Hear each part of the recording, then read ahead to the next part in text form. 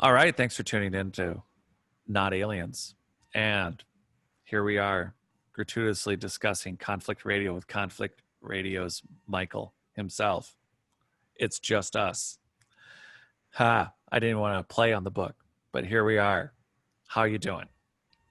I'm good, man. How are you today? It is just us, isn't it? It is just us. And we were experiencing some recording issues. Is it sounding fine so far?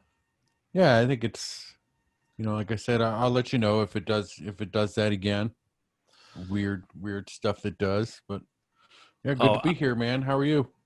good. I'm so happy in our little green room prior to this start. Uh, you want to cross the divide into the member area of Not Aliens. Well, of course. Um, I, cool. I was I was I was hoping that I wouldn't have to pay. Uh, for everyone out I was there, asking you for a free membership. uh, which after reviewing, Michael has determined that with a 6-month membership and one free signed copy of It's Not Aliens Versus Us, or a full year membership with 2 books to gift, of course, to all of your friends and family, those options are also available, or a monthly membership. But Well, that's true, but I already have the signed copy of the book. shoot, I did send that to you, didn't I? Yeah, See what yeah, I got happens with that for free. I got the book for coworkers. free too. That's what you got to stop using the word free. We need Well, it's sponsorship. true. Yeah, I'm not. we pay for a lot of other things. That's the problem. Yeah. uh, like the shipping's not free. I do include the shipping though. Actually, I don't think I bring that up enough when I do interviews. I mentioned that you can do a 6-month membership, which is $47 something, and you get a book, but the shipping for the book is included. You see that when you go to the site, but I don't bring it up often because I just don't. But then it basically works out to $2.65 a month for you to be a member. But I It's don't know really what I'm. worth it. I mean, it's not that much. Yeah, no, I've been posting my South African field research photos, and I actually got up the Klerksdorp sphere that I got to. Well, Michael has a few. Michael Tellinger has a few of them in his Stone Circle Museum, so I got to be right up there in them. I mean, he has, a lot of museums, they space stuff out to make it seem like they have a lot of crap. Um, Michael does not have a large physical space, but the quantity of found items in that space is big enough to fill, a multi-thousand square foot museum. And the Klerksdorp spears, I got those photos up, and I'm just about to load one of my walking videos. I actually videoed with a ranch owner that had never before had anyone really identify a massive stone circle on his property, and I got to do that in January. It's crazy, but you and I could get off a plane in Joburg and drive to Waterval Boven and walk around and literally see ruins that no one's ever looked at. Like, they may have looked at it, but they may have just walked right by it or not noticed.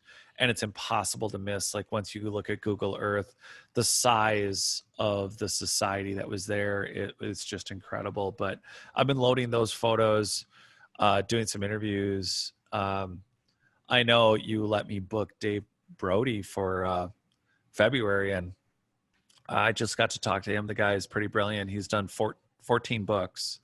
And so, big Templar guy, Scott Walter friend, he's done a lot of shit with Scott Walter. And we can technically say that behind the wall, but I suppose I might want to start putting a couple sections of these out on YouTube. But Yeah, there you go. who you been interviewing lately? Oh, I just did Justin Rimmel on we did a Wild West Outlaws show. That was really fun.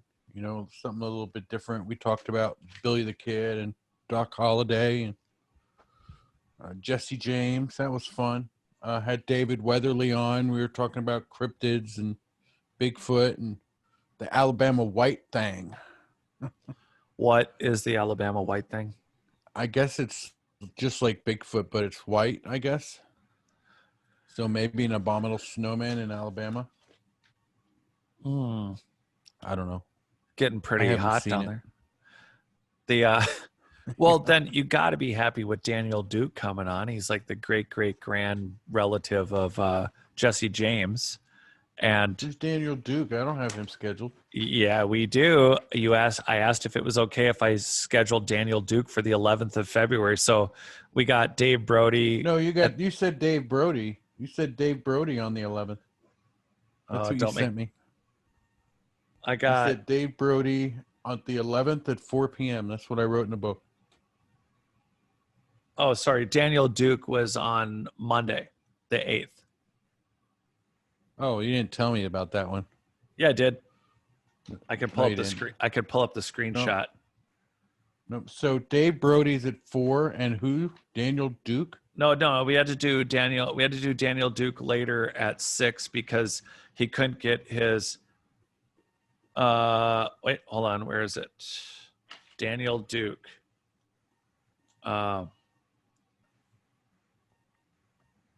Where's Daniel Duke? He This is important podcast stuff, guys. You're listening to the background of what we do when we're not on the air. yeah. Well, look, that's part of the gratuitousness. We should of talk this. about that later. All Okay. right, so I put Daniel Duke in the book for 6 and Dave Brody on the 11th. Dan. Oh shoot. Oh, that's great. I put Daniel Duke for February 11th at 6. Are you good with that? And then I put, yeah, that's fine. That would be under January 16th on your text stream. And so I've either double booked or I switched him to the 8th, which I have down for the 8th. So, yeah. As far as the shows go, when did you? Well, you'll have to figure it out and let me know.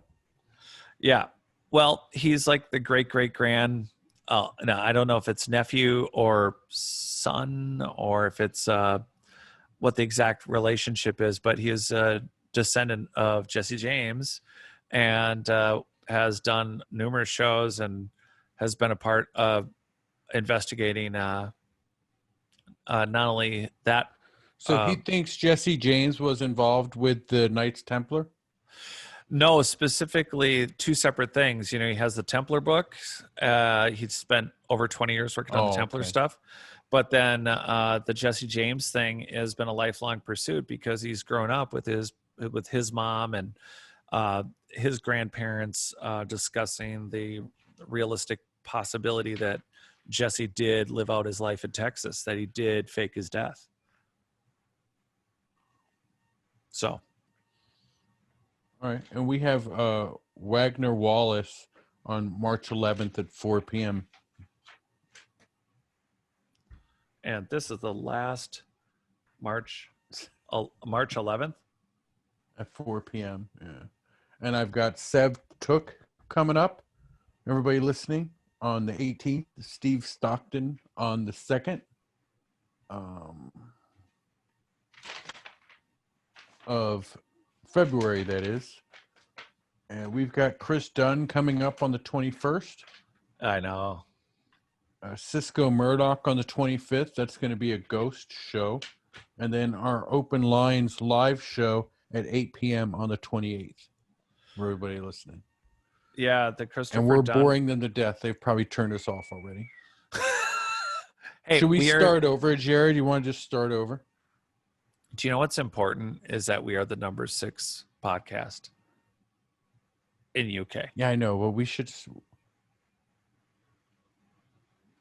Are you feeling like?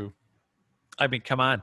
That part of what the point of this having this casual conversation was to get the people who are interested in research and also the shows to know a little bit more about the I'm not trying to like reveal the mechanics of how we schedule things, but in scheduling things, part of the conversation was supposed to be about being more on the front line of how this research comes about.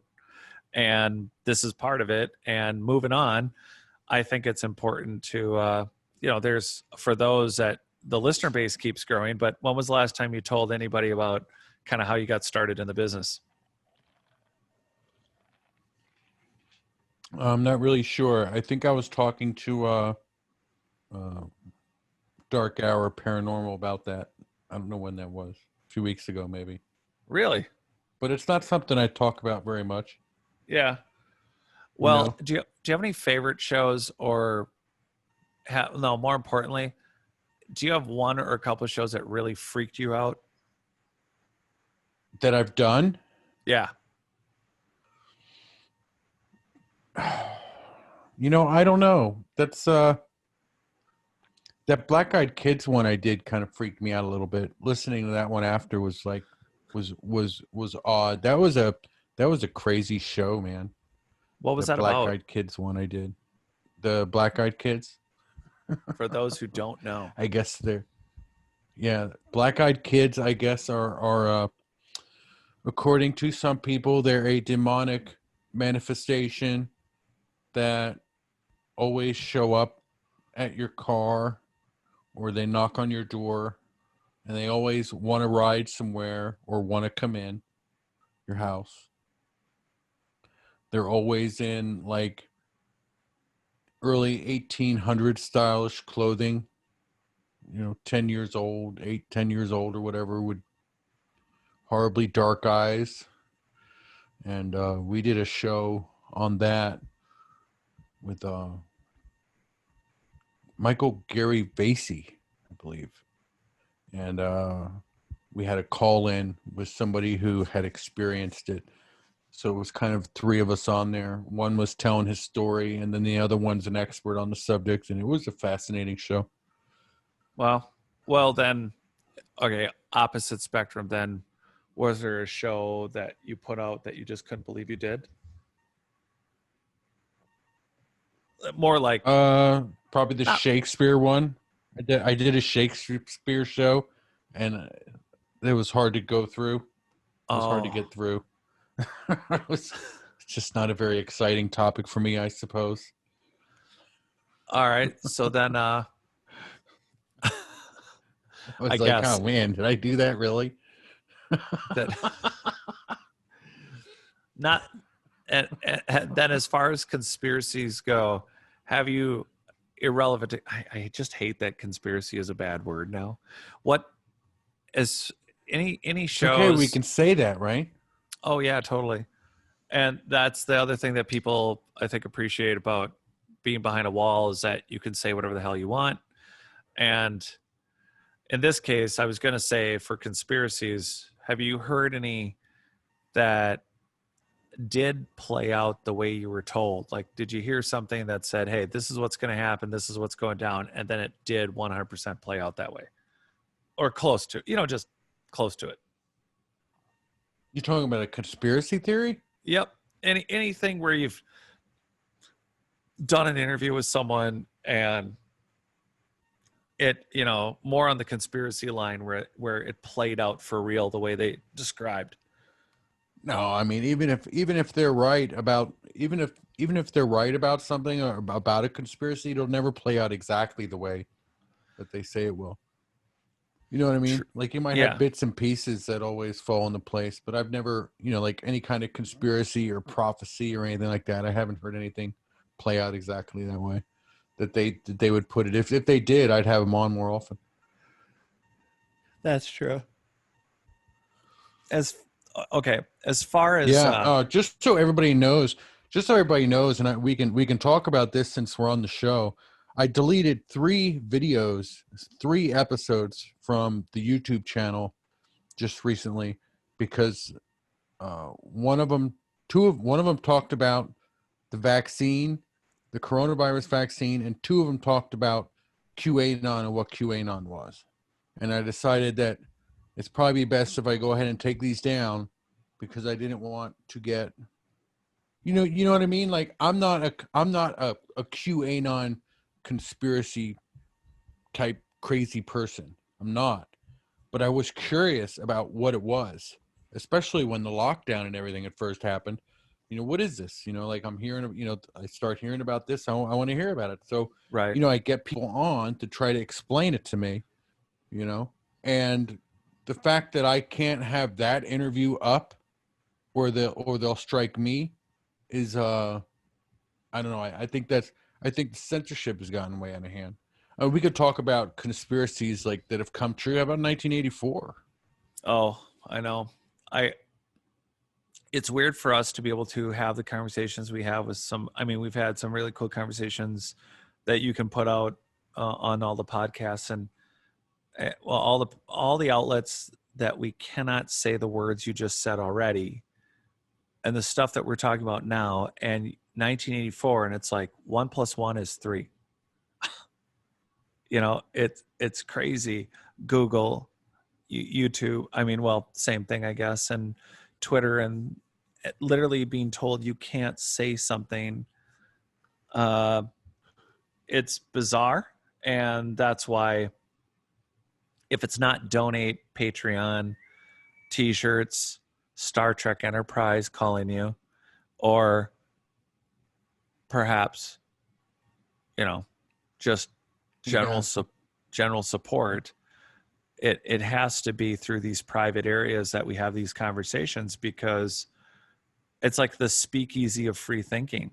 Now, it's quite a way to do it, but then I got my friend who is the creator and moderator F Thumb of Way of the Burn, and they've had hit pieces done on them for free speech, and so they were the hit pieces. One was done by the Washington Post, Washington Times, and they said that they were a Russian misinformation sub, because you got 90,000 people almost on this subreddit talking about whatever they want, and no one gets banned. I mean, like, you have to really screw up to get banned. Instead, they force you to, because a lot of people try to get into any popular subreddit and get banned just so they can say they got banned. So instead, he forced a algorithm where if you get put in the sandbox, I think is the way he puts it, you are not banned, but everything you say on the subreddit has to include somewhere within whatever you're ranting about. I like turtles. So it's not as far I as mean, it's sad because where we're, I'm going to interrupt you, because where we're going is not a good place. I mean, if we keep doing things like this, like I see a lot of people in the UFO community, and I'm friends with a lot of them on Facebook, or I follow a lot of people on Twitter, and they're really far left, say, okay, and I don't care, you know what I mean. I'm still going to follow you and your stuff, but I mean, to sit there and say, well, QAnon was crazy. Let's go and listen to my show about the UFO alien guy, that beamed down to the earth and is taking bones out of the graveyard. You know what I mean? Like, how long before they turn on something else?